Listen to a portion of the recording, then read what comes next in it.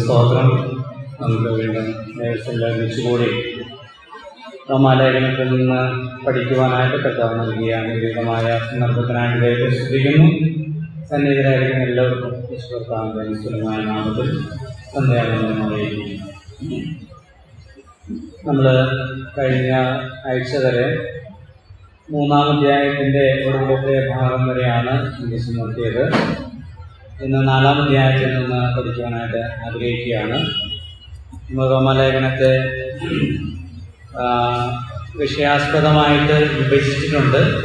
ആ വിഭജനത്തിൻ്റെ ഒരു ഭാഗമാണ് ഇവിടെ നമ്മുടെ ബോർഡിൽ എഴുതിയിട്ടുള്ളത്. ആർക്കെങ്കിലും അത് കിട്ടാത്തവർ സ്നാപ്പ് എടുത്താൽ നിങ്ങളൊന്ന് ക്ലിക്ക് ചെയ്താൽ അത് വീട്ടിൽ പോയി നമുക്കത് എഴുതി തയ്യാറാക്കാം. മാത്രമല്ല, കഴിഞ്ഞ ആഴ്ച നമ്മൾ 1-ാം അധ്യായം മുതലുള്ള ഒരു റിവിഷൻ നമ്മൾ നടത്തിയിരുന്നു. അപ്പോൾ അതിൻ്റെ ഓഡിയോ ക്ലിപ്പ് നിങ്ങൾക്ക് ലഭിക്കും. അത് കൂടെ കേട്ട് നമുക്ക് പഠിക്കാവുന്നതാണ്. ഒന്നാമത്തെ പ്രധാന കട്ടിങ് മുഖവുര എന്നുള്ളതാണ്. രണ്ടാമത്തേത് നീതീകരണത്തിൻ്റെ അനിവാര്യത. റോമാലേഖനത്തിൻ്റെ വിഷയം എന്നുള്ളത് വിശ്വാസത്താലുള്ള നീതീകരണം എന്നുള്ളതാണല്ലോ. എന്താണ് വിശ്വാസത്താലുള്ള നീതീകരണം? അപ്പോൾ എന്തുകൊണ്ടാണ് നീതീകരണം ആവശ്യമായിരിക്കുന്നത്? നീതീകരണത്തിന്റെ അനിവാര്യത അല്ലെങ്കിൽ ആവശ്യകത എന്തുകൊണ്ടാണ്? മനുഷ്യൻ പാപിയാണ് എന്നുള്ളതാണ്. അപ്പോൾ 1-ാം അധ്യായത്തിന്റെ 18 മുതൽ 32 വരെയുള്ള വാക്യങ്ങളിൽ ജാതികൾ പാപികളാണെന്നും 2-ാം അധ്യായത്തിൽ 1 മുതൽ 3-ന്റെ 8 വരെ യഹൂദന്മാർ പാപികളാണെന്നും, അതുപോലെ 3-ാം അധ്യായത്തിൽ 9 മുതൽ 20 വരെയുള്ള വാക്യങ്ങളിൽ സർവ്വലോകവും പാപത്തിന് കീഴിലാണ് എന്നുള്ളത് നമ്മൾ കാണുന്നു. 3-ാം അധ്യായം 10-ാം വാക്യം നമുക്കറിയാം. എന്താണ്? നീതിമാൻ ആരുമില്ല, ഒരുത്തൻ പോലുമില്ല. ഓക്കെ, ഇനി 3-ാമത്തെ ശീർഷകത്തിലേക്ക് വരുമ്പോൾ, മെയിൻ ഹെഡിങ്ങിലേക്ക് വരുമ്പോൾ, നീതീകരണത്തിനായുള്ള ദൈവിക കരുതൽ. ഈ ഭാഗമാണ് റോമാലേഖനത്തിലെ ഏറ്റവും പ്രധാനപ്പെട്ട ഒരു ഭാഗം എന്ന് വേണമെങ്കിൽ നമുക്ക് പറയാം. എല്ലാ ഭാഗങ്ങളും പ്രധാനപ്പെട്ടതാണ്, എന്നാൽ വളരെ പ്രധാനപ്പെട്ട ഒരു ഭാഗമാണ്. അതിലാദ്യത്തെ ആ ഭാഗം വരുന്നത് 3-ാം അധ്യായത്തിന്റെ 21 മുതൽ 5-ാം അധ്യായത്തിന്റെ 21 വരെയുള്ള വാക്യങ്ങളാണ്. 3-ന്റെ 21 മുതൽ 5-ന്റെ 21. അതിലെ ഒന്നാമത്തെ ഉപശീർഷകമാണ് വിശ്വാസത്താലുള്ള നീതീകരണം. റോമാലേഖനത്തിന്റെ ഹൃദയഭാഗം എന്ന് വേണമെങ്കിൽ നമുക്ക് പറയാം. 3-ന്റെ 21 മുതൽ 31 വരെയുള്ള വാക്യം അത് നമ്മൾ ഓൾറെഡി ചിന്തിച്ചു കഴിഞ്ഞതാണ്. വിശ്വാസത്താലുള്ള നീതീകരണം. വിശ്വാസത്താലുള്ള നീതീകരണം അല്ലെങ്കിൽ ആത്മരക്ഷ. നീതീകരണത്തിന് പര്യായ പദങ്ങളാണ് ആത്മരക്ഷ, അല്ലെങ്കിൽ വീണ്ടും ജനനം, പിന്നെന്താണ് പാപമോചനം. ഇത് ഈ ആത്മരക്ഷ എങ്ങനെ ലഭിക്കുക അല്ലെങ്കിൽ രക്ഷിക്കപ്പെടുക, നീതീകരണത്തെ സംബന്ധിച്ച് പറയുമ്പോൾ 3 പ്രധാനപ്പെട്ട വാക്കുകൾ നമ്മൾ ചിന്തിച്ചു. ഏതൊക്കെയാണ്? ഓർഡറിൽ പറയാം. 3 പ്രധാനപ്പെട്ട വാക്കുകൾ. ഇനി മക്കൾ പറയും, ഇവർ പറയും, അവർക്കറിയാം. ഞങ്ങൾ പറയാവുന്നവർ പറയണേ. പറഞ്ഞേ. കൃപ, ശരിയാണ്. 2 വിശ്വാസം. 3 പ്രവൃത്തി കൂടാതെ. വാക്കിൽ എന്താ പറയാം? പ്രവൃത്തിരഹിതമായി, പ്രവൃത്തി കൂടാതെ. അപ്പോൾ അവിടെ 23-ാം വാക്യം എന്താണ്? 3-ന്റെ 23 നമുക്കറിയാവുന്ന വാക്യം. കുറെ വാക്യങ്ങൾ ഇങ്ങനെ നമ്മളിങ്ങനെ പറഞ്ഞു വരുമ്പോൾ എൻ്റെ കൂടെ നിങ്ങൾ പറയണം. പറയുമ്പോൾ എന്താ ഗുണം? അത് നമുക്ക് പഠിക്കാനായിട്ട് പറ്റും. നമ്മൾ പറഞ്ഞത് പഠിക്കുകയാണ്. ഒരു വ്യത്യാസമില്ല. എല്ലാവരും പാപം ചെയ്ത് ദൈവദേശില്ലാത്തവരാണ്. നമുക്കറിയാവുന്ന വാക്യം, നമുക്ക് ചെറുപ്പം അത് പഠിക്കാം. പക്ഷെ അടുത്ത വാക്യമാണ് പ്രധാനപ്പെട്ടത്. എന്താണ്? അവന്റെ കൃപയാണ്. അവിടെ ഹിന്ദിയിൽ എന്നാലൊന്നും പരന്തു ഉസ്കെ അനുഗ്രഹസേ, എന്നാൽ അവന്റെ. എല്ലാവരും പാപികളാണ്, ദൈവദേശം നഷ്ടപ്പെട്ടവരാണ്. 19-ാം വാക്യം അനുസരിച്ച് സർവ്വലോകവും ദൈവസന്നിധിയിൽ ശിക്ഷായോഗ്യമായി തീരേണ്ടതിനത്രേ. എല്ലാവരും ദൈവസന്നിധിയിൽ ശിക്ഷായോഗ്യരാണ്. എന്നാൽ അവിടുത്തെ കൃപയാൽ, അവന്റെ കൃപ. ഞാൻ ചില വാക്യങ്ങളൊക്കെ പറയുമ്പോൾ അറിയാതെ ഈ ദിവസങ്ങളിൽ വരുന്ന അവിടുത്തെ കൃപയാൽ ക്രിസ്തുവേശുവിന്റെ വീണ്ടെടുപ്പ് മൂലം സൗജന്യമായത്രേ നീതീകരിക്കപ്പെടുന്നത്. ദൈവത്തിന്റെ കൃപയാൽ സൗജന്യമായ നീതീകരണം എങ്ങനെ കിട്ടും? അടുത്ത 25ാമത്തെ വാക്യത്തിൽ പറയുന്നുണ്ട്. എന്താ?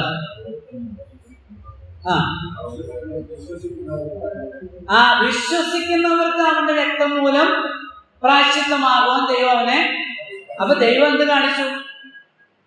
എല്ലാവരും പാപികളാണ്, നഷ്ടപ്പെട്ടവരാണ്. പക്ഷെ ദൈവം എന്ത് കാണിച്ചു? കൃപ കാണിച്ചു. എന്താണ് കൃപ? അല്ല, കൃപ എന്താണ്? കൃപ എന്ന വാക്കിന്റെ അർത്ഥം എന്താണ്? ശ്രദ്ധിച്ച് കേൾക്കണം കേട്ടോ. എന്താണ് കൃപ?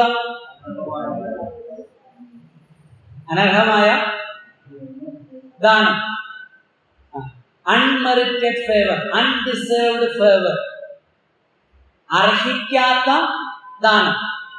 നമ്മൾ ലളിതമായിട്ടാണ്, അപ്പോൾ ലളിതമായ വാക്കുകൾ ഉപയോഗിക്കാം. അർഹിക്കാത്ത ദാനം. നമ്മൾ എന്താ അർഹിക്കുന്നില്ല? നമ്മളൊന്നും അർഹിക്കുന്നില്ല. നമ്മൾ ദൈവത്തിന്റെ സന്നിധി അർഹിക്കുന്നില്ല. പിന്നെ സ്വർഗം അർഹിക്കുന്നില്ല. ദൈവത്തിൽ നിന്ന് ഒരു കരുണയും നമ്മൾ അർഹിക്കുന്നില്ല. നമ്മളുടെ പ്രകൃതവും സ്വഭാവവും വെച്ച്, പ്രവൃത്തി വെച്ച്, ചിന്തകൾ വെച്ച് നോക്കുമ്പോൾ ദൈവത്തിൽ നിന്ന് ഒരു നന്മയും നമ്മൾ എന്ത് ചെയ്യുന്നില്ല? അർഹിക്കുന്നില്ല. ദൈവസന്നിധിയോ സ്വർഗമോ ദൈവത്തിൽ നിന്ന് ഒരു നന്മയും നമ്മൾ അർഹിക്കുന്നില്ല. പക്ഷെ അവിടെയാണ് ദൈവം എന്ത് കാണിച്ചു? കൃപ കാണിച്ചു. അർഹിക്കാത്ത ദാനം. സ്വർഗം നമ്മുടെ മുമ്പിൽ ദൈവം ദാനമായിട്ട് വെച്ച് നിൽക്കുകയാണ്. എങ്ങനെ? ഈ കൃപ കാണിച്ചു കഴിഞ്ഞാൽ 24 വാക്യത്തിൽ പറയുന്നത് അവന്റെ കൃപയാൽ ക്രിസ്തുവേശുവിലെ വീണ്ടെടുപ്പ് മൂലം. സൗജന്യമായിട്ടാണ് നീതീകരണം, സൗജന്യമായിട്ടാണ് ഈ രക്ഷ വെച്ച് നിൽക്കുന്നത്. പക്ഷെ അത് എന്തിലൂടെയാണ്? ക്രിസ്തുവേശുവിലെ വീണ്ടെടുപ്പ് മൂലം സൗജന്യമായി നീതീകരിക്കപ്പെടുന്നു. എങ്ങനെ നീതീകരിക്കപ്പെടുന്നു? 25ാം വാക്യം. വിശ്വാസത്തിലൂടെ. എങ്ങനെയല്ല? പ്രവൃത്തിയാലല്ല. പ്രവൃത്തിയാലല്ല. അത് ഈ റോമാലേഖനത്തിലെയും ഗലാത്യ ലേഖനത്തിലെയും അല്ല, പുതിയ നിയമത്തിലെ ആകെയുള്ള ഉപദേശത്തിന്റെ പ്രധാനപ്പെട്ട ഒരു ഘടകമാണ്. വിശ്വാസത്താലാണ്, എന്തിനാലല്ല? പ്രവൃത്തിയാൽ അല്ല. അല്ലെങ്കിൽ പ്രവൃത്തി ആവശ്യമില്ല, പ്രവൃത്തി ചെയ്യരുത് എന്നുള്ളതാണ്. പ്രവർത്തിക്കാൻ പാടില്ല എന്നുള്ളത്. വേണമെങ്കിൽ പ്രവർത്തിക്കാം എന്നുള്ളതല്ല, പ്രവർത്തിക്കാൻ പാടില്ല. പ്രവൃത്തി കൂടാതെയുള്ള നീതീകരണമാണ്. അപ്പൊ ഇത് പറയുമ്പോൾ ഉടനെ ഒരു പ്രശ്നം ഉണ്ടാവും. അതാണ് ഈ 3ാമത്തെ ഒടുവിലത്തെ വാക്യം. ഞാൻ പറഞ്ഞ റോമാലേഖനം ഒരു കോടതിയിലെ വാദപ്രതിവാദം പോലെയാണ്. കോടതിയിൽ നടക്കുന്ന ഒരു വാദപ്രതിവാദം പോലെയാണ്. നമ്മളെ ഈ സുവിശേഷമൊക്കെ പറയാൻ നിരന്തരമായിട്ട് സുവിശേഷ പ്രവർത്തനത്തിൽ ഏർപ്പെടുന്നവർക്ക് അറിയാം. നമ്മൾ ഒരു കാര്യം പറഞ്ഞു കഴിയുമ്പോൾ ചിന്തിക്കുന്ന ആളുകളാണെങ്കിൽ എന്തുണ്ടാവും? ചോദ്യം വരും. അത് സാറ് പറഞ്ഞതനുസരിച്ചാണെങ്കിൽ അത് അങ്ങനെയാണല്ലോ, അപ്പൊ എങ്ങനെ വരുമല്ലോ, അത് ശരിയല്ലല്ലോ എന്ന് പറയും. അപ്പൊ നമ്മളെന്ത് ചെയ്യും? അതിനുത്തരം പറയും. അതിനുത്തരം പറയുമ്പോഴാണ് അതിന്മേലെ അടുത്ത ചോദ്യം. ഇങ്ങനെ പ്രസംഗിക്കുന്ന ഒരു ദേവദാസനായിരുന്നു നമ്മുടെ ആർ കൃഷ്ണൻകുട്ടി സാറ്. അദ്ദേഹത്തിന്റെ പ്രസംഗങ്ങളെല്ലാം ശ്രോതാക്കളുടെ മനസ്സിൽ അങ്കുരിതമാകുന്ന ചോദ്യങ്ങൾ സ്വയം ചോദിച്ച് അതിനുത്തരം കൊടുക്കുന്ന രീതി പഴയ പ്രസംഗങ്ങളൊക്കെ കേട്ടാററിയാം. അപ്പോസ്തലനായ പൗലോസ് ആ ഒരു രീതിയാണ് ഇവിടെ അവലംബിച്ചിരിക്കുന്നത്. താൻ വളരെ വർഷങ്ങൾ സുവിശേഷ വേലയിലായിരുന്നപ്പോൾ യഹൂദ മതാനുസാരികൾ, പ്രത്യേകിച്ച് ന്യായപ്രമാണവാദികളും പരിച്ഛേദനക്കാരൊക്കെ ഉയർത്തിയ ചോദ്യങ്ങൾക്ക് ക്രമാനുസൃതമായിട്ട്, സിസ്റ്റമാറ്റിക്കലായിട്ട്, ലോജിക്കലായിട്ട് ഉത്തരം കൊടുക്കുന്ന ഒരു ലേഖനമാണ് റോമാലേഖനം എന്ന് പറയുന്നത്. അപ്പൊ 3ാം അധ്യായത്തിന്റെ ഈ 21 മുതൽ 31 വരെ വിശ്വാസത്താൽ കൃപയാലാണ് രക്ഷ എന്ന് പറഞ്ഞപ്പോൾ പ്രവൃത്തിയാലല്ല എന്ന് വരുമ്പോൾ ഒരു ചോദ്യം ഉയരുന്നുണ്ട്. അതാണ് 31ാമത്തെ വാക്യം. 3:31. എന്താണ് ചോദ്യം?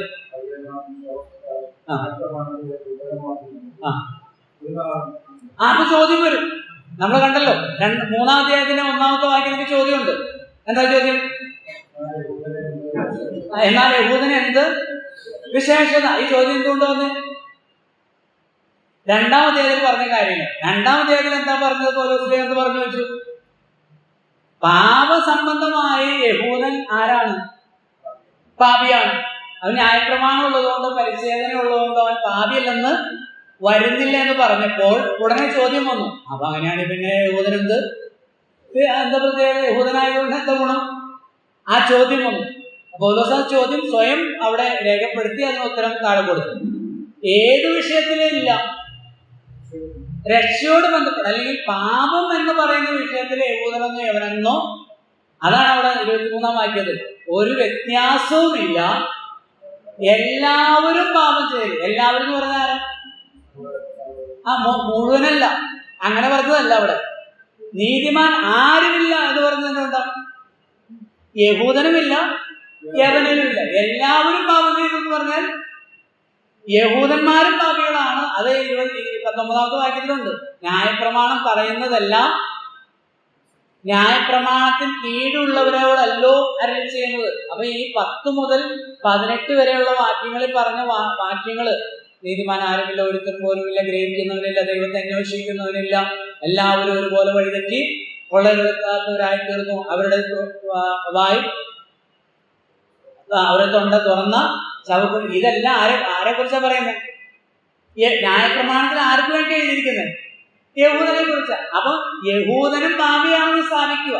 എന്നിട്ടാണ് പറയുന്നത് ഒരു വ്യത്യാസമില്ല, എല്ലാവരും അപാരം പറഞ്ഞു, യഹൂദനും പാപിയാണ്. അപ്പൊ യഹൂദനും പാപിയാണ്.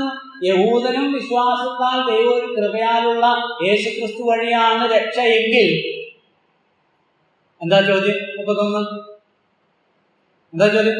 31 വായിക്കും. ആകയാൽ നാം വിശ്വാസത്താൽ ന്യായപ്രമാണം എന്താണ് ആവശ്യപ്പെടുന്നത്? പ്രവൃത്തിയാണ് ആവശ്യപ്പെടുന്നത്. അപ്പൊ ഇവിടെ എന്ത് പറയുന്നു? പ്രവൃത്തി വേണ്ട, പ്രവൃത്തി കൂടാതെയാണ് കേവലം വിശ്വാസത്താൽ. അത് ശരി. അപ്പൊ അങ്ങനെയാണെങ്കിൽ വിശ്വാസത്താൽ ന്യായപ്രമാണത്തെ എന്ത് ചെയ്യുന്നു? ദുർബലമാക്കുവാണല്ലോ. ന്യായപ്രമാണത്തെ നിങ്ങൾ അസാധുവാക്കുവാണല്ലോ. ന്യായപ്രമാണത്തെ നിങ്ങൾ ചവിറ്റുകൊട്ടയിൽ എറിയാണല്ലോ. അത് ശരിയല്ലല്ലോ എന്ന ചോദ്യത്തിന് ഉള്ള ഉത്തരമാണ് 4-ാമത്തെ അധ്യായം. 4-ാമത്തെ. ഇനി ആ ചോദ്യത്തിനുള്ള ഉത്തരം നമുക്ക് നേരത്തെ നമ്മൾ പറഞ്ഞതെങ്കിലും 1-2 വാക്കുകൾ പറയാം. ന്യായപ്രമാണത്തെ ഈ ദുർബലമാക്കുന്നുണ്ടോ? ഇല്ല. ഈ ക്രിസ്തീയ വിശ്വാസത്തിന്റെ ഒരു വേര് കിടക്കുന്ന എവിടെയാ? പഴയ നിയമത്തില, ന്യായപ്രമാണത്തില ആണല്ലോ. ഇതിന്റെ അടിസ്ഥാനം വേര് കിടക്കുന്നത് ന്യായപ്രമാണത്തില.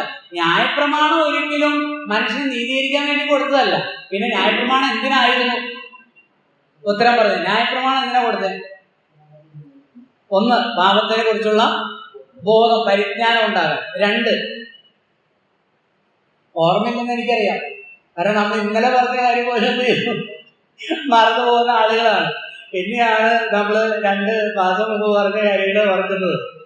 1, ന്യായപ്രമാണത്തിന്റെ ഉദ്ദേശം പറഞ്ഞു. നിങ്ങൾ പറഞ്ഞു എന്താ പറഞ്ഞത്? ന്യായപ്രമാണത്താൽ പാപത്തിന്റെ പരിജ്ഞാനം അത്രയാ വരുന്നത്. ന്യായപ്രമാണം പാപം എന്താണെന്ന് നമ്മളെ പഠിപ്പിക്കും. 2-ാമത്തെ കാര്യം ഗലാത്യയിലെ 3-ാം അധ്യായത്തിന്റെ 23-ാമത്തെ വാക്യമാണ്. പെട്ടെന്ന് വായിക്കും. ഗലാത്യർ 3:23 നമ്മൾ പറഞ്ഞതാണ്. ഞാൻ വീണ്ടും പറയും, വീണ്ടും പറയണം. പറയുന്നത് എനിക്കും പഠിക്കാൻ, കേൾക്കുന്നത് നിങ്ങൾക്കും പഠിക്കാലോ.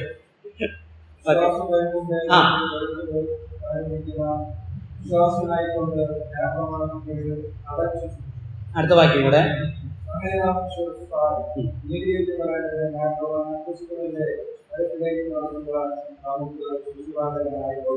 ഗലാത്യലേഖനം 3:24 ഇപ്പൊ വായിച്ചത്.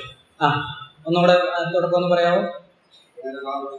അങ്ങനെ നാം വിശ്വാസത്താൽ നീതീകരിക്കപ്പെടേണ്ടതിന് ന്യായപ്രമാണം നമ്മെ ക്രിസ്തുവിന്റെ അടുക്കിലേക്ക് നടത്തുവാൻ ശിശുപാലകനായി ഭവിച്ചു.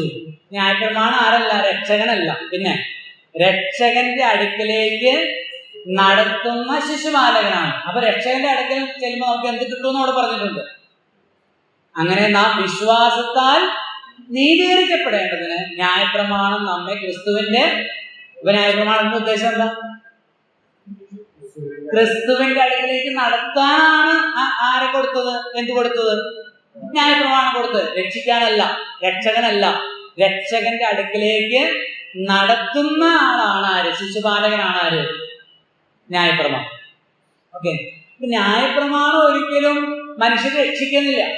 അവിടെയാണ് യഹൂദനെ പറ്റിയ തെറ്റ്. രക്ഷകൻ വന്നപ്പോൾ അവർ രക്ഷകൻ എന്ത് ചെയ്തു? തിരസ്കരിച്ചു. അവർ വിചാരിച്ചു ന്യായപ്രമാണമാണ് ഞങ്ങളെ രക്ഷിക്കുന്നതെന്ന് വിചാരിച്ചു. ന്യായപ്രമാണം എന്ത് പറയുന്നു? ആകയാൽ നാം വിശ്വാസത്താൽ ന്യായപ്രമാണത്തെ എന്താണ് 31 നോക്കിയം ദുർബലമാക്കുന്നത്. ഈ വിശ്വാസത്തിന്റെ പ്രമാണം അല്ലെങ്കിൽ പുതിയ നിയമത്തിന്റെ പ്രമാണം ന്യായപ്രമാണത്തെ ദുർബലമാക്കുന്നുണ്ടോ? ഉണ്ടോ ഇല്ലയോ? എന്താ ഇവിടെ ഉത്തരം പറഞ്ഞിരിക്കുന്നത്? ആകയാൽ നാം വിശ്വാസത്താൽ 3:31 ഇവിടെ റോമാലേഖനം.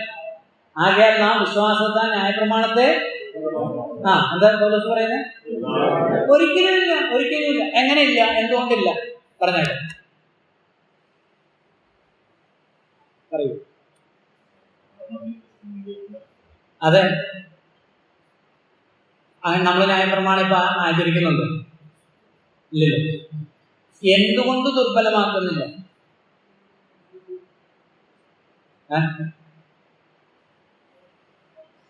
എന്തെങ്കിലും ഉണ്ടെങ്കിൽ പറയും. വായിക്കാം.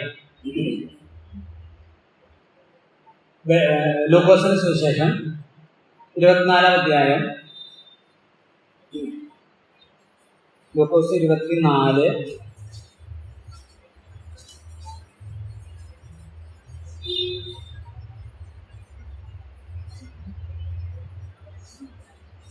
25 മുതൽ വായിക്കും. 24 മുതൽ വായിക്കും.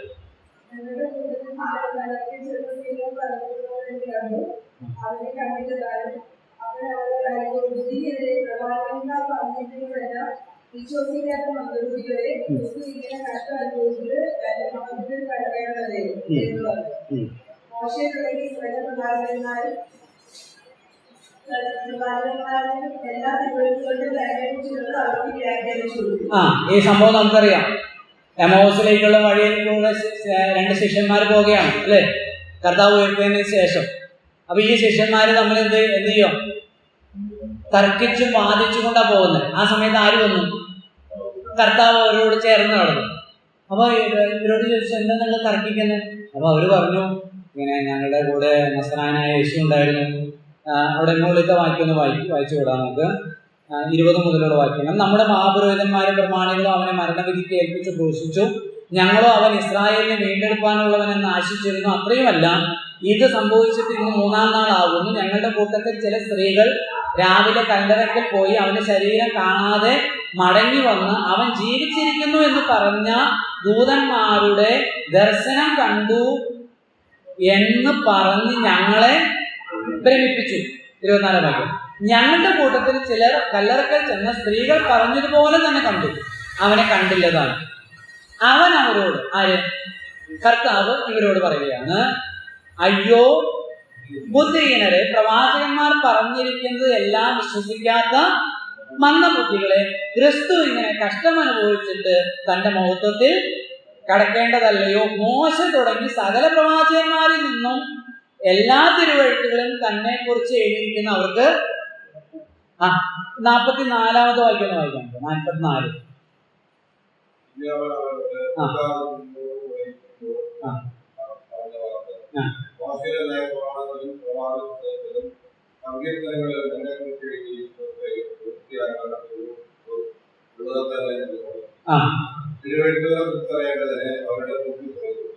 തിരുവഴുത്തുകളെ തിരിച്ചറിയാം. ഏത് തിരുവഴുത്തുകളെ? നമ്മൾ നേരത്തെ പറഞ്ഞ റോമാലേഖനം വായിച്ച ന്യായപ്രമാണം. ന്യായപ്രമാണം എന്നുള്ള ഒറ്റ വാക്കിൽ പറയുമ്പോൾ ഈ 3 ഗ്രൂപ്പിലുള്ള പുസ്തകങ്ങളുണ്ട്. ഇവിടെ ഈ പഴയ നിയമത്തെ 3ആയിട്ട് തിരിച്ചിരിക്കുക. ഏതൊക്കെയാ? 44 മോശയുടെ ന്യായപ്രമാണം, പ്രവാചക പുസ്തകം, സങ്കീർത്തനങ്ങൾ. ഒറ്റ വാക്കിൽ നമുക്കൊന്ന് പറഞ്ഞു പോകാം. മോശയുടെ ന്യായപ്രമാണം ഏതാ പുസ്തകങ്ങൾ? 5 പുസ്തകം, പഞ്ചഗ്രന്ഥങ്ങൾ. ഏതൊക്കെയാ? ഉൽപ്പത്തി മുതല് ആവർത്തനം വരെ 5 പുസ്തകം. ഉൽപ്പത്തി, പുറപ്പാട്, ലേവ്യ, സംഖ്യ, ആവർത്തനം. പ്രവാചക പുസ്തകങ്ങളും യെശയ്യാവ് മുതല് മലാഖി വരെയുള്ള പുസ്തകം. എത്ര എണ്ണമുണ്ട്? 17. അതെ, സങ്കീർത്തനങ്ങൾ. അതാണ് സങ്കീർത്തനം. 150 സങ്കീർത്തനം. ഞങ്ങള് ഒരു സംഘപ്രവർത്തനത്തിനുമായിട്ട് ഒരു ചേട്ടൻ, പുള്ളിക്ക് നമ്മളെ ഇഷ്ടമല്ല, എന്നാലും വീട്ടിലേക്ക് കയറിയിട്ട് സംസാരിച്ച് നമ്മളോട് സുവിശേഷം പറയാൻ സമ്മതിക്കുന്നില്ല. പുള്ളി ചോദിച്ചു, സങ്കീർത്തനത്തിൽ എത്ര പുസ്തകമുണ്ടെന്ന് ചോദിച്ചു. അപ്പോൾ നമ്മുടെ കൂടെയുള്ള സാറും പറഞ്ഞു 150 പുസ്തകങ്ങളുണ്ട്. 250 പുസ്തകമുണ്ടെന്ന് പറഞ്ഞു. 250 പുസ്തകം. ഒന്നും പറയാൻ പോയില്ല, അത് തർക്കിക്കാൻ പോയില്ല. അപ്പൊ എത്രയുണ്ട് സങ്കീർത്തന പുസ്തകങ്ങൾ? അല്ലെങ്കിൽ ഇവിടെ 5 പുസ്തകങ്ങളാണ്. 5 പുസ്തകം ഇവിടെ പറയുന്ന 5 പുസ്തകങ്ങൾ ഏതൊക്കെയാണ്? എവിടെ നിന്ന് മുതലാ? ഇയ്യോബ്, സങ്കീർത്തനം, സദൃശവാക്യങ്ങൾ, സഭാപ്രസംഗി, ഉത്തമേൽ, ഈ 5 പുസ്തകങ്ങൾ. അപ്പം കുറച്ച് പുസ്തകങ്ങൾ അത് വിട്ടുപോയിട്ടുണ്ടല്ലോ കർത്താവ് പറഞ്ഞതിൽ, ഇല്ലേ? വിട്ടിട്ടില്ലേ? ചരിത്ര പുസ്തകങ്ങൾ, ഹിസ്റ്റോറിക്കൽ ബുക്സ് ആണ് വിട്ടുപോയിട്ട്. അപ്പൊ ആ ഹിസ്റ്റോറിക്കൽ ബുക്സിനെ പഴയ യഹൂദന്മാര് പ്രവാചക പുസ്തകങ്ങളോട് ചേർത്താണ് എന്ത് ചെയ്യുന്നത്? പ്രവാചക പുസ്തകങ്ങളുടെ സമയത്താണ് ഈ ചരിത്ര പുസ്തകങ്ങളുടെ ചരിത്രം നടന്നിട്ടുള്ളത്, രാജാക്കന്മാരുടെ പുസ്തകത്തിലെ കാര്യങ്ങളൊക്കെ നടന്നിട്ടുള്ളത്. അപ്പോൾ അതിനോട് ചേർത്താണ് അവർ പഠിക്കുന്നത്. അപ്പൊ ഈ പുസ്തകങ്ങളിലൊക്കെ ആരെ കുറിച്ച് എഴുതിയിരിക്കുന്നത്? യേശുക്രിസ്തുവിനെ കുറിച്ച് എഴുതിയിരിക്കുന്നത്, കർത്താവിനെ കുറിച്ച് എഴുതിയിരിക്കുന്നത്. അതാണ് നമ്മൾ ഗലാത്യർ 3:24 വായിച്ചത്. വിശ്വാസത്താൽ നീതീകരിക്കപ്പെടേണ്ടതിന് ന്യായപ്രമാണം നമ്മെ ക്രിസ്തുവിന്റെ അടുക്കിലേക്ക് നടത്തുവാനായിട്ട് ശിശുപാലകനായിട്ട് ഭവിച്ചു. അപ്പൊ ന്യായപ്രമാണത്തിൽ ആരെ കുറിച്ച് എഴുതിയിരിക്കുന്നത്? ഒരിക്കല് എൻ്റെ വൈഫിന്റെ ഒരു കസിൻ സെമിനാരിയിലെ ടീച്ചറാണ്. അപ്പൊ അദ്ദേഹം ഞങ്ങളുടെ വീട്ടിൽ വന്നപ്പോൾ ഞാനിങ്ങനെ അദ്ദേഹമായിട്ട് സുശേഷമൊക്കെ പറഞ്ഞിങ്ങനെ പങ്കുവെച്ചപ്പോൾ അദ്ദേഹം പറഞ്ഞു, പുള്ളി കത്തോലിക്ക സെമിനാരിയിലെ ഒരു പ്രൊഫസറാണ്, ടീച്ചറാണ്. ഞാനിങ്ങനെ വചനമൊക്കെ എടുത്ത് കാര്യങ്ങളൊക്കെ രക്ഷയെ കുറിച്ചൊക്കെ ഇങ്ങനെ പറഞ്ഞു വന്നപ്പം ഈ വിഗ്രഹാരാധനയും യേശുക്രിസ്തുവിൽ കൂടെ കൃപയാലുള്ള വിശ്വാസങ്ങളുടെ രക്ഷ ഇങ്ങനെയുള്ള കാര്യങ്ങളൊക്കെ പറഞ്ഞപ്പോൾ അദ്ദേഹം പറഞ്ഞു, ജോൺസൺ ചേട്ടാ, ഈ ബൈബിളിലുള്ള എല്ലാ കാര്യങ്ങളും ദൈവവചനം അല്ല, എല്ലാം ദൈവവചനം അല്ല. അപ്പൊ ഞാൻ ഏതാണ് ദൈവവചനം? ഇതിനകത്ത് ഞാൻ ആ വിഷയത്തിൽ അദ്ദേഹം തർക്കിക്കാതെ ഞാൻ ഈ വാക്യമാണ് അദ്ദേഹത്തോട് പറഞ്ഞത്. അതായത് ഈ ലൂക്കോസ് 24:25 കർത്താവ് പറഞ്ഞത്, പ്രവാചകന്മാർ പറഞ്ഞത്, ആ വാക്ക് നിങ്ങളൊന്ന് നോട്ട് ചെയ്തു. പ്രവാചകന്മാർ പറഞ്ഞത് എല്ലാം വിശ്വസിക്കാത്ത, പ്രവാചകന്മാർ പറഞ്ഞത് എല്ലാം കർത്താവ് എന്തുകൊണ്ടായിരിക്കും? ഈ തർക്കത്തിനിടയിലാണല്ലോ കർത്താവ് ഇത് പറയുന്നത്. അപ്പൊ ഈ എല്ലാം എന്ന് എന്തുകൊണ്ടായിരിക്കും പറഞ്ഞത്? അത് 24 അയ്യോ ബുദ്ധിഹീനര് 25 എത്രയാണ്? എന്താണ്? അവനവരോട് അയ്യോ ബുദ്ധിഹീനരെ, പ്രവാചകന്മാർ പറഞ്ഞിരിക്കുന്നത് 26 ക്രിസ്തു ഇങ്ങനെ കഷ്ടം അനുഭവിച്ചിട്ട് തന്റെ മഹത്വത്തിൽ അപ്പൊ എന്താ ഒരു വിശ്വസിക്കാത്ത? ചില കാര്യങ്ങൾ അവർ വിശ്വസിക്കുന്നുണ്ട്. ആര്? അല്ല, ഈ ശിഷ്യന്മാര് ചില കാര്യങ്ങളും ചെയ്യുന്നില്ല. എന്തായാലും അവരുടെ പ്രതീക്ഷ അത് മേളിൽ പറഞ്ഞിട്ടുണ്ട്. ഇസ്രായേലിന് രാജ്യം യഥാസ്ഥാനത്താക്കും എന്ന് ഞങ്ങൾ എന്ത് ചെയ്തിരുന്നു? വിശ്വസിച്ചിരുന്നു. പക്ഷേ ഞങ്ങളുടെ പ്രമാണികളൊക്കെ കൂടി അവരെന്ത് ചെയ്തു? കൊന്നുകളഞ്ഞു, ക്രൂശിക്കാൻ ഏൽപ്പിച്ചു. പിന്നെ ഇങ്ങനെ ഞങ്ങളുടെ കൂടെ ഉണ്ടാകുന്ന സ്ത്രീകളൊക്കെ പറയുന്നു, അവർ ചെന്ന് നോക്കിയപ്പോൾ ഒന്നും കാണുന്നില്ല, എന്ന് ഉയർത്തെഴുന്നേറ്റെന്നൊക്കെ പറയുന്നുണ്ട്, ദൂതൻ പ്രത്യക്ഷപ്പെട്ടു എന്നോ എന്തൊക്കെ പറഞ്ഞു എന്നോ. ഞങ്ങളുടെ കൂടെയുള്ള ആളുകൾ ചെന്ന് നോക്കിയപ്പോൾ അതുപോലെ തന്നെ അങ്ങനെ ഞങ്ങളെ പറഞ്ഞെന്ത് ചെയ്തു? എന്താ ചെയ്തിരിക്കുന്നത്? ഞങ്ങളെ പറഞ്ഞ് പേടിപ്പിച്ചു, ഭ്രമിപ്പിച്ചു എന്നാണ് എഴുതിയിരിക്കുന്നത്. അപ്പോഴാണ് കർത്താവ് എരിവ് കയറി പറയുന്നത്, പ്രവാചകന്മാർ പറഞ്ഞതെല്ലാം വിശ്വസിക്കാത്ത മന്ദബുദ്ധികളെ, ബുദ്ധിഹീനരെ. എന്താണ്? ക്രിസ്തു ഇങ്ങനെ കഷ്ടം അനുഭവിച്ചിട്ട് തന്റെ മഹത്വത്തിൽ അതെവിടെയുണ്ട്? അതുകൊണ്ട് 1 കൊരിന്ത്യർ 15:3 ക്രിസ്തു നമ്മുടെ പാപങ്ങൾക്ക് വേണ്ടി തിരുവെഴുത്തിൻ പ്രകാരം മരിച്ചു, അടക്കപ്പെട്ടു, തിരുവെഴുത്തിൻ പ്രകാരം 3-ാം നാൾ ഉയർത്തെഴുന്നേറ്റു. അപ്പൊ അതുകൊണ്ട് നിങ്ങൾ സൗകര്യപൂർവ്വം ഇസ്രായേലിന് രാജ്യം യഥാസ്ഥാനത്താക്കുന്നവനായിട്ട് മാത്രമാണ് ആരെ കാണുന്നത്? യേശുവിനെ കാണുന്നത്. ഇന്നും ലോകത്തിൽ അതാണ്. തങ്ങളുടെ ആവശ്യത്തിന് അനുസൃതമായി മാത്രമേ ആരെടുക്കുന്നുള്ളൂ? യേശുവിനെ എടുക്കുന്നുള്ളൂ. രോഗസൗഖ്യം നമ്മൾ വടക്കേന്ത്യയിലൊക്കെ ഞാൻ നിരന്തരമായി പോകുമ്പോൾ കാണുന്നത് വലിയൊരു പ്രശ്നമാണ്. രോഗസൗഖ്യമാക്കാൻ ആര് വേണം? യേശു വേണം. ജീവിതത്തിലെ പ്രശ്നങ്ങൾ ഒരു സഭയുണ്ട്, ബ്ലെസ്സിങ്സ് ടുഡേ, അങ്ങനെയാണ് തോന്നുന്നു അല്ലേ? കേട്ടല്ലേ നിങ്ങൾ?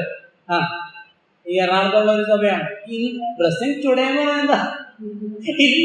ഇന്ന് അനുഗ്രഹം, ഇന്ന് രോഗസൗഖ്യം, ഇന്ന് പ്രോസ്പെരിറ്റി, ഇന്നെല്ലാ സുഖ സൗകര്യങ്ങളും തരുന്ന യേശുവിനെയാണ് ആവശ്യം. ലേഖനങ്ങൾ നമ്മൾ വായിക്കുമ്പോൾ നമ്മൾ മനസ്സിലാക്കുന്നത് ഈ വിശ്വാസികളെല്ലാം ഉദ്ബോധിപ്പിക്കുകയാണ് യേശുവിൽ വിശ്വസിക്കുമ്പോൾ നമുക്ക് ലഭിക്കുന്ന നിത്യമായ രക്ഷയും ആത്മീകമായ അനുഗ്രഹങ്ങളുടെ ഔന്നത്യമാണ് പഠിപ്പിക്കുന്നത്. ഇത് അവർക്ക് മനസ്സിലായില്ല. അപ്പൊ അവരോട് പറയാം, ക്രിസ്തു മരിച്ചിട്ട് മഹത്വത്തിൽ പ്രവേശിക്കേണ്ടതാകുന്നത് മോശ തുടങ്ങി സകല പ്രവാചകന്മാരിലും സങ്കീർത്തന പുസ്തകത്തിൽ ഇത് എഴുതി വെച്ചിട്ടുണ്ട്. വേറെ പുസ്തകങ്ങളുണ്ട്, വേറെ വാക്യങ്ങളുണ്ട് പുതിയ നിയമത്തിൽ. നിങ്ങൾ നോട്ട് ചെയ്ത് വെക്കാം. അപ്പോസ്തലപ്രവൃത്തി 26 എനിക്ക് വളരെ കോരിത്തരിപ്പിക്കുന്ന ഒരു അപ്പോസ്തലനായ പൗലോസിന്റെ ഒരു പ്രസംഗമാണ്. പ്രസംഗം എന്ന് പറഞ്ഞാൽ സാക്ഷ്യം പറയുന്ന ഒരു ഭാഗമാണ്. ഫെസ്തോസിന്റെയും ഫെലിക്സിന്റെയും മുമ്പിൽ സാക്ഷ്യം പറയുന്ന ഒരു ഭാഗമാണ് അപ്പോസ്തലപ്രവൃത്തി 26 നിങ്ങൾ ആ 26 അധ്യായം 1 മുതൽ വായിക്കണം, വീട്ടിൽ വായിക്കണം. അതിന്റെ 26 മുതൽ 29 വരെയുള്ള വാക്യങ്ങളാണ്. 26-ാം അധ്യായത്തിന് 1 മുതൽ 29 വരെ. എന്നാൽ നമുക്ക് ചില വാക്യങ്ങൾ വായിക്കാം. 23 മുതൽ വായിക്കാം. അപ്പോസ്തലപ്രവൃത്തി 26-ന്റെ 23 മുതൽ. ക്രിസ്തു കഷ്ടം അനുഭവിക്കുകയും മരിച്ചവരുടെ പുനരുദ്ധാനത്തിൽ ആദ്യനായ ജനത്തോടും ജാതികളോടും വെളിച്ചമറിയിക്കുകയും ചെയ്യുമെന്ന് പ്രവാചകന്മാരും മോശയും ഭാവി കാലത്തെ കുറിച്ച് പ്രസ്താവിച്ചതൊഴികെ വേറൊന്നും ഞാൻ പറയുന്നില്ല. അപ്പോസ്തലനായ പൗലോസിനെ ബന്ധിച്ച് വിസ്താരം നടത്തിയാണ്. 2 ഗവർണർമാരുണ്ട്. കൈസരിയയിലെയും യഹൂദയിലെയും 2 ഗവർണർമാരുടെ മുമ്പിലാണ് തന്റെ വാദപ്രതിവാദം നടത്തുന്നത്. അപ്പോൾ തന്നെ കുറിച്ചുള്ള കുറ്റം എന്താണ്? യെരുശലേം ദേവാലയത്തിൽ വെച്ചാണ് പൗലോസിനെ പിടിച്ചത്. 3 മിഷണറി യാത്ര കഴിഞ്ഞ് തിരിച്ച് യെരുശലേമിൽ വന്നപ്പോൾ ദേവാലയത്തിൽ വെച്ച് യഹൂദന്മാർ പിടിച്ച് പൗലോസിനെ കർത്താവിനെ ഏൽപ്പിച്ചതുപോലെ ഈ ഗവർണറുടെ കയ്യിൽ ഏൽപ്പിച്ചിരിക്കുകയാണ്. അപ്പൊ അവിടെ കുറെ നാൾ തടവിൽ വെച്ച് പൗലോസിനെ കൊന്നുകളവാനുള്ളൊരു പദ്ധതിയൊക്കെ ഈ യഹൂദന്മാര് പദ്ധതി ചെയ്തപ്പോ പൗലോസ് ആരെ അഭയം ചൊല്ലി? കൈസരെ അഭയം ചൊല്ലി. അങ്ങനെയാണ് റോമിലെ കാരാഗ്രഹത്തിലേക്ക് വിടുന്നത്. 27-28 അധ്യായങ്ങൾ നമുക്ക് കാണുന്നു. അപ്പൊ അതിനു മുമ്പ് തന്റെ കാര്യങ്ങളെല്ലാം പറയാനായിട്ട് ഒരു അവസരം കിട്ടിയപ്പോൾ പറയുകയാണ്. അപ്പോൾ ഇവര് പറയുന്നു, ഈ യഹൂദന്മാർ പറയുന്ന പോലെ ഞാൻ ന്യായപ്രമാണത്തിനെതിരായിട്ടോ ഇവരുടെ ദേവാലയത്തിനെതിരായിട്ടോ ഞാനൊന്നും പ്രവർത്തിക്കുക പറയുകയും ചെയ്തിട്ടില്ല. ഞാൻ എന്തേ പറഞ്ഞിട്ടുള്ളൂ? അതാണ് 23-ാം വാക്യം. എന്തേ പറഞ്ഞിട്ടുള്ളൂ? ക്രിസ്തു കഷ്ടം അനുഭവിക്കുകയും മരിച്ചവരുടെ പുനരുദ്ധാനത്തിൽ ആദ്യനായ ജനത്തോടും ജാതികളോടും വെളിച്ചമറിയിക്കുകയും ചെയ്യുമെന്ന് പ്രവാചകന്മാരും മോശയും ഭാവി കാലത്തെ കുറിച്ച് പ്രസ്താവിച്ചതൊഴികെ വേറെ ഒന്നും ഞാൻ കണ്ടോ. ഇത് പറഞ്ഞപ്പോൾ അവർക്കൊന്നും പറയാനില്ല. ഇത്രയും പറഞ്ഞപ്പോൾ 24-ാം വാക്യം, ഇങ്ങനെ പ്രതിവാദിക്കുകയും ഫെസ്തോസ്, പൗലോസേ നിനക്ക് ഭ്രാന്തുണ്ട്, വിദ്യാബോധത്താൽ നിനക്ക് ഭ്രാന്ത് പിടിച്ചിരിക്കുന്നു എന്ന് ഉറക്കെ പറഞ്ഞു. അതിന് പൗലോസ്, രാജസ്ത്രീ ഫെസ്തോസേ, എനിക്ക് ഭ്രാന്തില്ല, ഞാൻ സത്യവും സുബോധവുമായ കാര്യമാകുന്നു സംസാരിക്കുന്നു. രാജാവിന്, ഇവിടെ രാജാവ് എന്ന് പറഞ്ഞാൽ ആരാണ്? അഗ്രിപ്പ രാജാവ്. 27-ാം വാക്യം 26 വാക്യം. രാജാവിന് ഇതിനെക്കുറിച്ച് അറിവുള്ളത് കൊണ്ട് അവനോട് ഞാൻ പ്രാഗൽഭ്യത്തോടെ സംസാരിക്കുന്നു.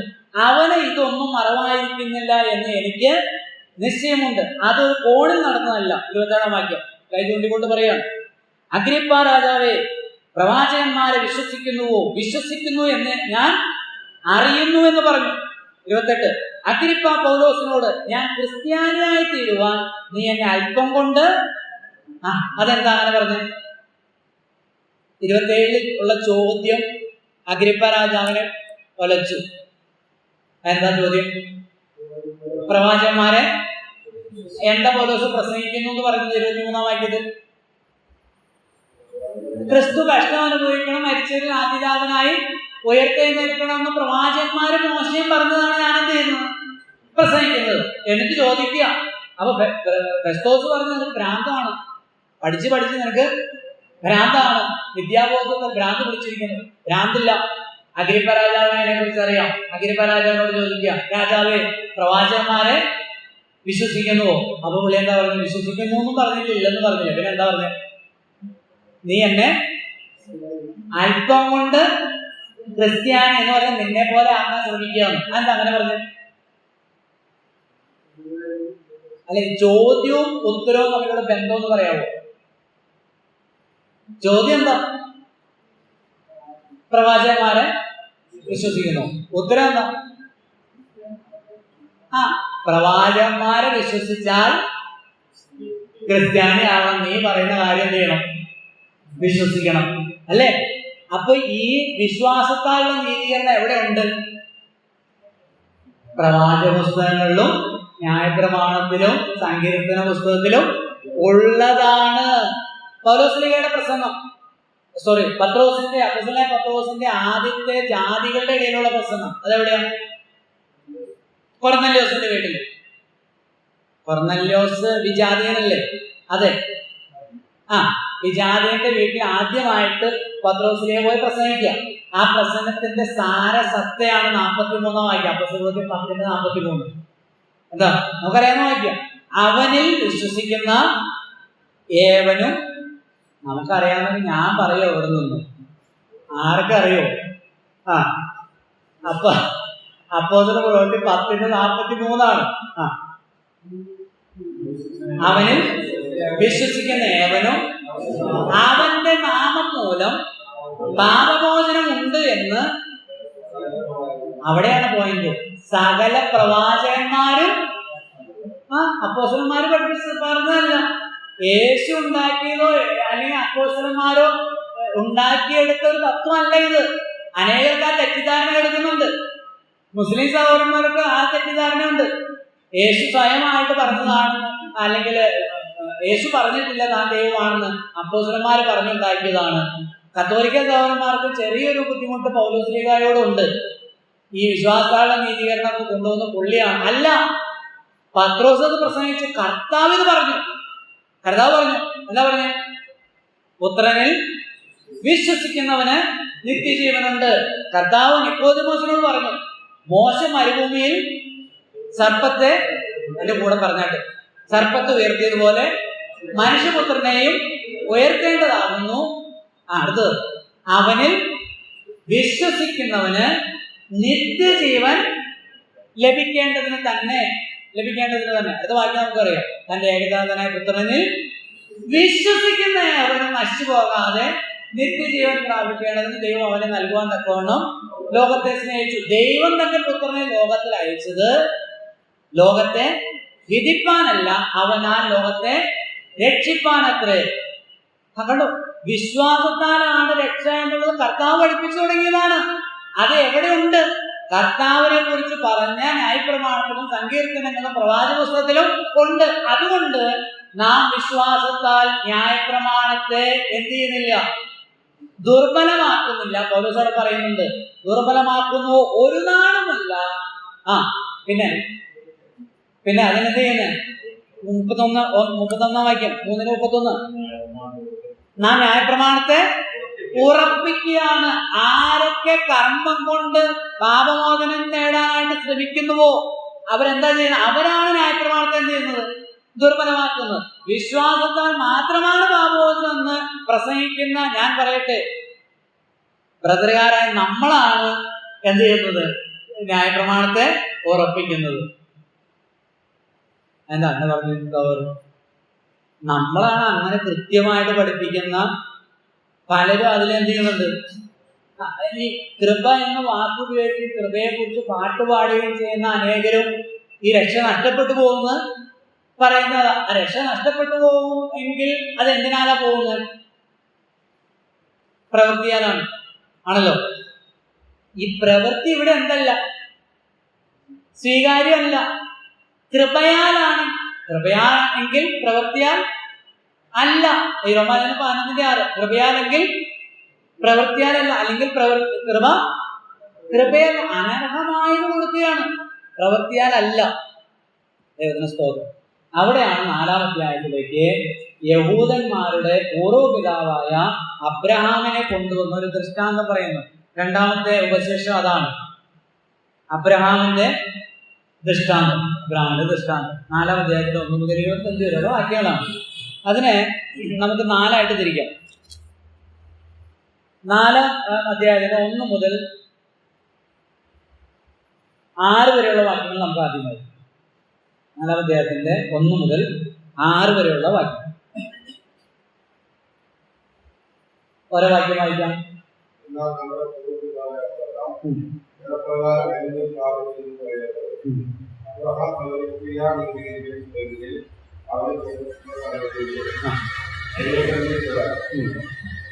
ഇരുവഴത്ത് എന്ന് പറയുന്നു. അബ്രഹാം ദൈവത്തെ അത് ആ രീതിയായി കണക്കിട്ടു എന്ന് തന്നെ.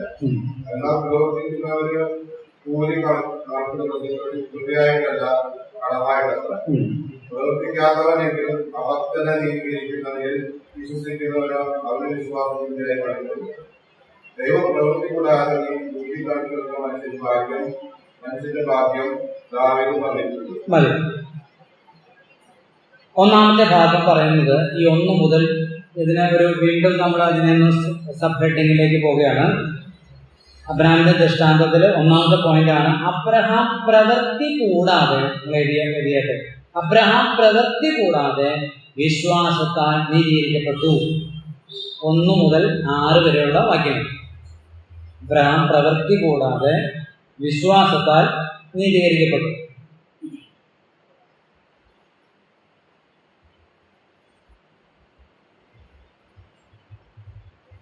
എന്നാൽ നമ്മുടെ പൂർവ്വപിതാവായ അബ്രഹാം ജഡപ്രകാരം എന്ത് പ്രാപിച്ചു എന്ന് പറയുന്നു.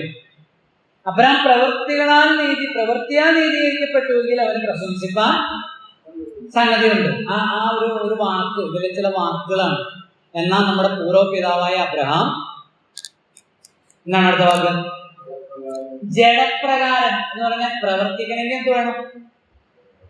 ജഡത്തിലാണല്ലോ എന്ത് ചെയ്യുന്നത്? പ്രവർത്തിക്കുന്നത്. ജഡപ്രകാരം എന്ന് പ്രാപിച്ചു. ജഡം കൊണ്ട് പ്രവർത്തിച്ചിട്ടുള്ള ഒരു പ്രവൃത്തിയും എവിടെ സ്വീകാര്യമല്ല? ദൈവസേനയിൽ സ്വീകാര്യമല്ല. ഇവിടെ ആ ഒരു വാക്ക് ഇവിടെ പ്രത്യേകം എടുത്തു പറയുന്ന ഒരു വാക്കാണ്. ഏത്? അവന്റെ സന്നിധി, ദൈവസന്നിധി. എന്നാൽ നമ്മുടെ പൂർവ്വപിതാവായ അബ്രഹാം ജഡപ്രകാരം എന്ത് പ്രാപിച്ചു? അവൻ പ്രവൃത്തികളാൽ നീതീകരിക്കപ്പെട്ടുവെങ്കിൽ പെട്ടുവെങ്കിൽ പ്രശംസിക്കാൻ സംഗതിയുണ്ട്. പ്രവർത്തിച്ചിട്ടാണ് നീതീകരണം, ആത്മരക്ഷ, പാപമോചനം, നരകത്തിൽ നിന്ന് വിടുതൽ ലഭിച്ച് സ്വർഗരാജ്യത്തിൽ പ്രവേശിക്കുന്നത് പ്രവൃത്തിയാലാണെങ്കിൽ എന്തിനു വകയുണ്ട്? സാധ്യതയുണ്ട്. പ്രശംസിക്കാൻ. ഹിന്ദിയിൽ ഗമൻ കർണേക്ക ജഗാഹ എന്നാണ്. അവന് എന്ത് ചെയ്യാം? അഹങ്കരിക്കാം. പിയോസ് ബൈബിൾ അഹങ്കരിക്കാൻ എന്ന് തന്നെ എഴുതിയിരിക്കുന്നത്. ഈ എഫെസിലെ 2:8 അഹങ്കാരം എന്നുള്ള വാക്കാണ്. പ്രശംസിക്കാന്ന് പറഞ്ഞാണല്ലോ, സ്വയം പ്രശംസിക്കാം. ചേട്ടൻ എങ്ങനെ വന്നേ ഇവിടെ? സൗവർണ എങ്ങനെ ഇവിടെ വന്നേ? സ്വർഗത്തിലെ അല്ല, ഞാനിങ്ങനെ അതിനൊക്കെ നന്നായിട്ട് അനുസരിച്ച് ഞാൻ ദൈവത്തെ പ്രസാദിപ്പിച്ച് ഒത്തിരി കാര്യങ്ങൾ സ്തോത്രാഴ്ചകൾ നന്നായിട്ടിട്ട് ദൈവത്തെ നന്നായിട്ട് ആരാധിച്ചു. അപ്പൊ അടുത്ത ആളെന്ന് പറയും അത്രേ ഉള്ളൂ. ഇങ്ങനെ വിചാരിക്കുക, ഞാൻ 1000 പേർക്ക് അന്നദാനം ചെയ്തു. നോർത്ത് ഇന്ത്യയിലൊക്കെ ഈ വെള്ളം കൊടുക്കുന്നത് ഒരു പുണ്യപ്രവൃത്തിയാണ്. ജൽസേവ എന്ന് പറയും. ഈ റെയിൽവേ സ്റ്റേഷനിലും അതുപോലെ ഒത്തിരി ചൂടും വെള്ളത്തിനൊക്കെ ബുദ്ധിമുട്ടുള്ള സ്ഥലമല്ലേ.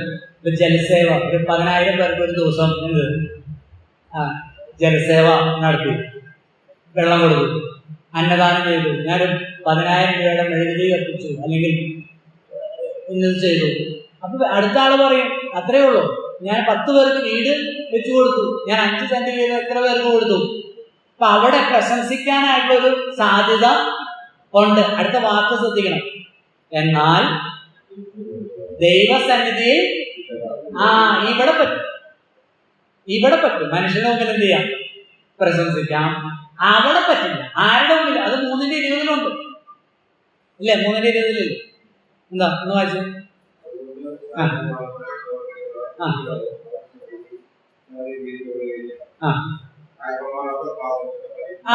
ന്യായപ്രമാണത്തിന്റെ പ്രവർത്തികളാൽ ഒരു ജഡവും അവന്റെ സന്നിധിയിൽ ഇവിടെ പറ്റും.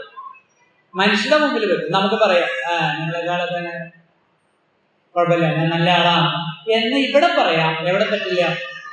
ദൈവത്തിന്റെ സന്നിധിയിൽ എല്ലാവരും തോറ്റവരാണ്, പരാജയപ്പെട്ടവരാണ്, വീണവരാണ്, അശുദ്ധരാണ്, കൊള്ളരുതാ, നീതിമാൻ ആരുമില്ല. അതിന് ആര് പെടും?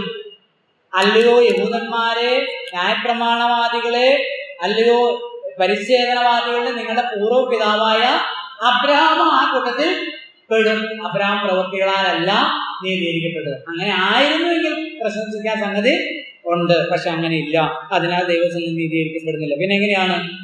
അതിന് അടുത്ത വാക്ക് തിരുവെഴുത്ത് എന്തു പറയുന്നു? അബ്രഹാമിനെ കുറിച്ച് നിങ്ങളുടെ ന്യായപ്രമാണത്തിൽ എന്താ പറയുന്നത്? അബ്രഹാം ദൈവത്തിൽ വിശ്വസിച്ചു, അവന് നീതിയായി കണക്കിട്ടു എന്നല്ലോ എന്ന് തന്നെ. 4 വാക്യം. എന്നാൽ പ്രവർത്തിക്കുന്നവന് കൂലി കണക്കിടുന്നത് കൃപയായിട്ടല്ല, കടമായിട്ടത്രേ. കടമായിട്ടെന്നാണോ? കടമായിട്ടത്രേ, അല്ലെങ്കിൽ അവകാശമായിട്ടത്രേ എന്ന് വേണമെങ്കിൽ പറയും. വൈകുന്നേരം വരെ നമ്മൾ പണിയെടുത്തു, കടയിൽ ജോലി ചെയ്തു, വൈകുന്നേരം നമ്മൾ കൂലി തരുന്നത് കൃപയായിട്ടാണ്. എന്നോട് കരുണ തോന്നിയിട്ട് തരുന്നതാണ്, ഇരിക്കട്ടെ ഒരു 500 രൂപ. അത് അവകാശമാണ്. അത് തരാൻ അദ്ദേഹം കടംപെട്ടവനാണ്. ദൈവം ആർക്കെങ്കിലും നീതീകരണം, ആത്മരക്ഷ അങ്ങനെ കടമായിട്ട് കൊടുക്കുന്നുണ്ടോ? ഇല്ല. കൃപയായിട്ടാണ് കൊടുക്കുന്നത്, ദാനമായിട്ടാണ് ചെയ്യുന്നത്. രക്ഷദാനമാണ്. 5-ാം വാക്യത്തിലാണ് അവിടെ പറയുന്നത് പ്രവൃത്തി കൂടാതെയാണെന്നുള്ളതിന്റെ പ്രധാനപ്പെട്ട ഒരു പോയിന്റ്. പ്രവർത്തിക്കാത്തവനെങ്കിലും അഭക്തനെ നീതീകരിക്കുന്നവനും വിശ്വസിക്കുന്നവനോ അവന്റെ വിശ്വാസം നീതിയായി കണക്കിടുന്നു. ദൈവം പ്രവൃത്തി കൂടാതെ നീതി കണക്കിടുന്ന മനുഷ്യന്റെ ഭാഗ്യം ദാവീദും 3 പ്രാവശ്യം അബ്രഹാമിന്റെ ജീവിതവുമായി ബന്ധപ്പെട്ട ദൃഷ്ടാന്തത്തിലൂടെ അത് പറയുന്നുണ്ട്.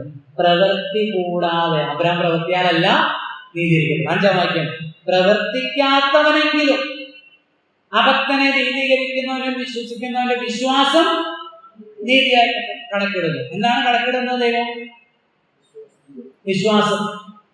വിശ്വാസം നീതിയായി കണക്കിടുന്നു. എന്താണ് വിശ്വസിക്കേണ്ടത്?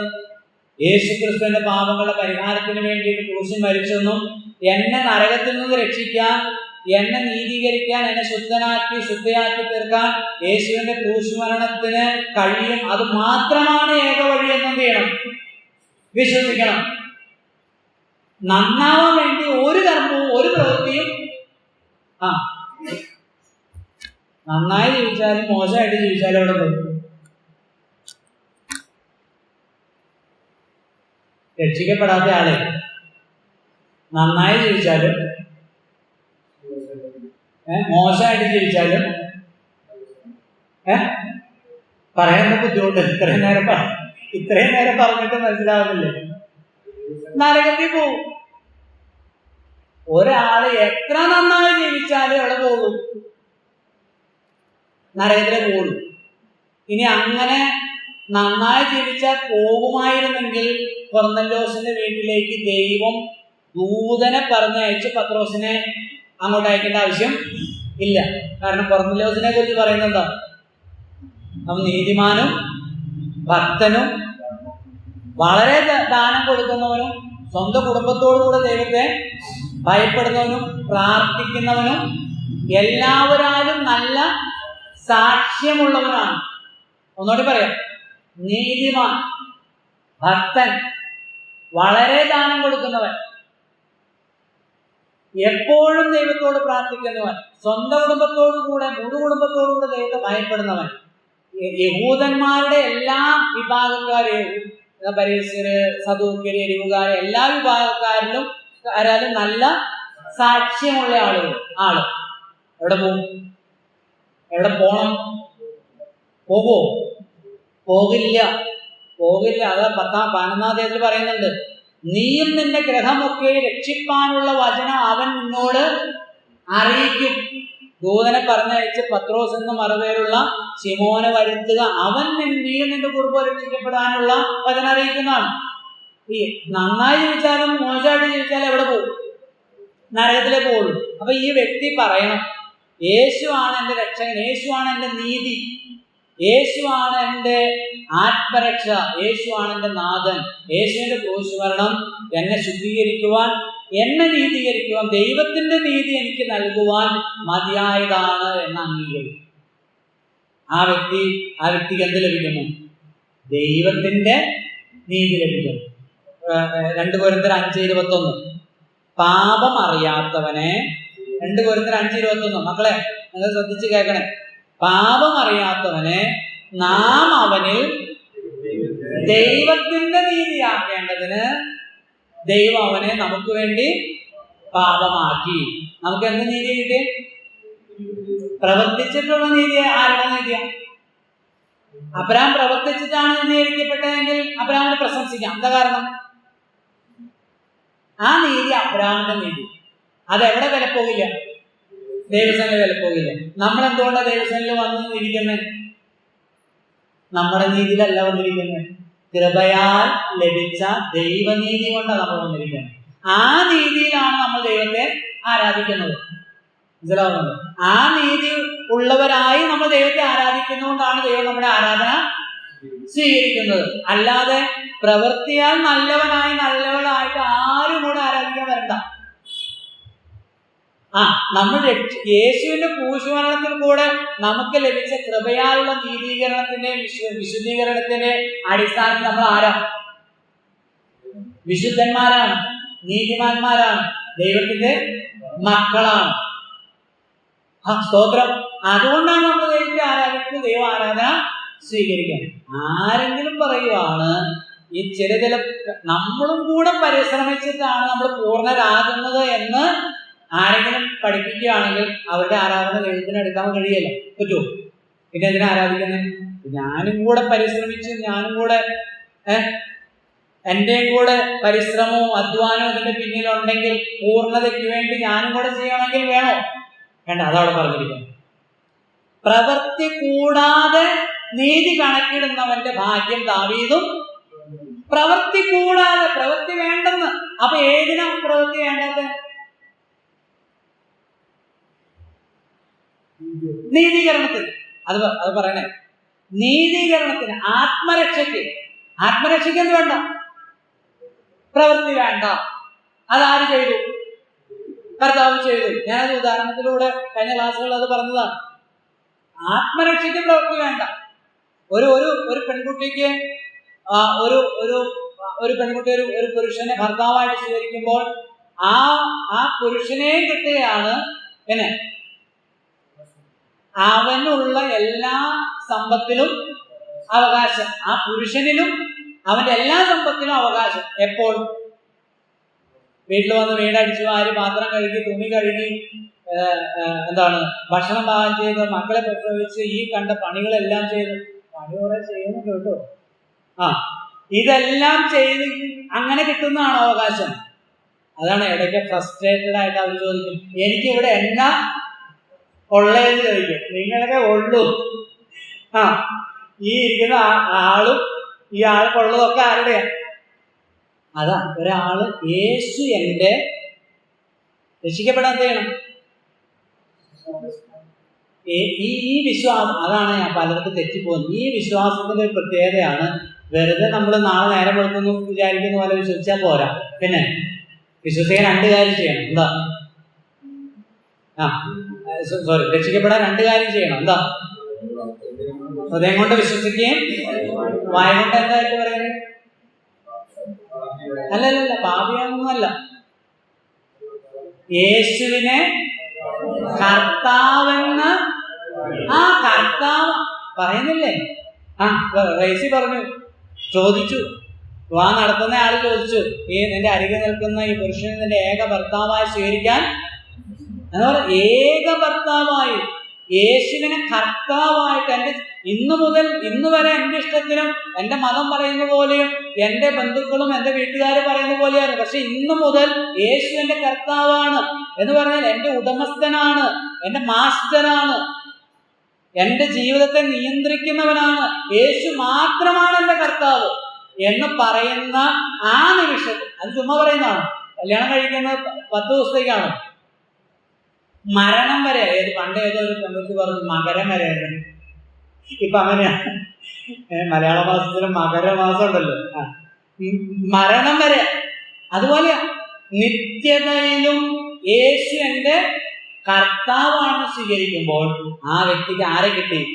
യേശുവിനെ കിട്ടി. ആളുകളുടെ ഉദ്ദേശം എന്ന് പറഞ്ഞാൽ രക്ഷ മാത്രം മതി, യേശുവിനെ വേണ്ട. അങ്ങനെയല്ല, യേശുവിനെ കിട്ടിയപ്പോൾ യേശുവിൽ നിനക്ക് എന്തുണ്ട്? നീതീകരണം, വിശുദ്ധീകരണം, തേജസ്കരണം എല്ലാം നിന്റെ സ്വന്തമായി തീർന്നു. അവിടെ പിന്നെ എന്തിന്റെ ആവശ്യമില്ല, പ്രവൃത്തിയുടെ ആവശ്യം ഇല്ല. അതുകൊണ്ടാണ് നമ്മൾ ഞായറാഴ്ച രാവിലെ വന്ന് കർത്താവിനെ ആരാധിക്കണ്ടേ? ആ പറഞ്ഞു തീരാത്ത ദാനം. ബാക്കിയെല്ലാം പറഞ്ഞു തീരുന്ന, ബാക്കിയെല്ലാം കുറച്ച് നാളത്തേക്കാണ്. ഇവിടെ കുറച്ച് ദിവസങ്ങളെ, നമ്മൾ എണ്ണപ്പെട്ട ദിവസങ്ങളേ ഉള്ളൂ. എന്നാൽ ഈ വലിയ രക്ഷ നൽകിയ കർത്താവിനോട് നന്ദിയുള്ളവരായി കർത്താവിനോട് ചേർന്ന് നമ്മുടെ വിശുദ്ധ ജീവിതം നയിപ്പാനായിട്ട് കർത്താവിനെ എല്ലാവരെയും സഹായിക്കട്ടെ. കർത്താവിന്റെ പേരിലാണ്.